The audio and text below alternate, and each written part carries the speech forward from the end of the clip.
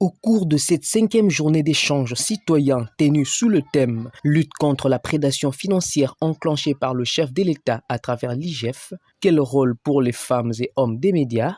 Jules Alinguete, inspecteur-chef des services de l'Inspection générale des finances, a brossé un bilan positif de ces services des patrouilles financières. À l'en croire, grâce à Félix Tshisekedi, l'IGF a recouvré son autonomie dans l'exercice du contrôle. L'IGF a beaucoup contribué pour mettre fin à la cacophonie dans la gestion des finances publiques. Il y a eu beaucoup de choses que nous avions constatées et nous avions décidé de nous impliquer au péril de notre vie et parfois des menaces. Nous nous sommes impliqués. Il y a eu beaucoup de phénomènes que nous avions constatés. On vous a parlé des exonérations, des compensations, mais je voudrais ici relever un problème sérieux qui caractérise notre finance publique. Les paiements en procédure d'urgence, qui sont des paiements qui ne suivent pas la procédure légale et qui quittent directement les ministères des Finances vers la Banque centrale.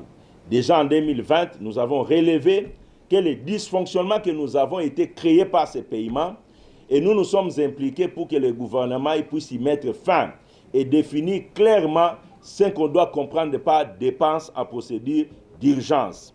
Depuis 2020, l'Inspection générale des finances a également travaillé pour s'assurer de rapatriement des devises d'exploitation par les opérateurs miniers. On était dans une situation où c'était la foire. Tout le monde exportait les minéraux sans rapatrier les devises.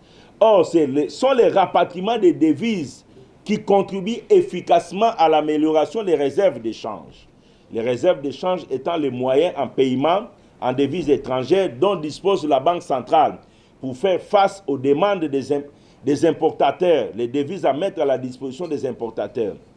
Donc, nous avions influé efficacement sur le rapatriement des devises. Nous avions organisé une mission fin 2020 qui a commencé à donner les résultats et beaucoup d'opérateurs miniers ont intériorisé désormais les contrôles des rapatriements des devises et les devises ont commencé à rentrer dans le pays. La désactivation des cartes Visa est également à mettre à l'actif de l'équipe de Jules Alinguete, ce qui a permis une maximisation des recettes dans le trésor public. Nous avions procédé au contrôle de la Banque centrale, le contrôle qui a découvert les cartes Visa connectées directement au compte général du Trésor dont disposaient certains membres du gouvernement à leur guise. Et c'est grâce à l'inspection générale des finances que ces cartes Visa ont été désactivées. Quand nous sommes arrivés en 2020, nous avions trouvé le niveau maximal des recettes de l'État à 300 millions de dollars. Et les mois les plus spectaculaires étaient les mois où on réalisait 350 millions de dollars. Aujourd'hui, vous avez suivi le gouvernement. À partir du mois d'avril 2021, les finances publiques congolaises ont pris de l'ascenseur. Et nous sommes arrivés à un niveau minimal de 450 millions de dollars par mois.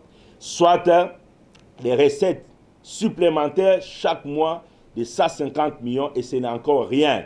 Nous devons davantage travailler parce que le Congo a beaucoup de potentialités fiscales et économiques que nous devons capitaliser. La patrouille financière de l'IGF a également mis fin à la prédation dans les entreprises publiques qui jadis étaient confondues aux biens privés de leurs dirigeants. Nous avions mis hors d'état de nuire plus de 30 mandataires, certains se retrouvant en prison et d'autres en chômage. Je ne me réjouis pas, mais je suis en train de m'expliquer.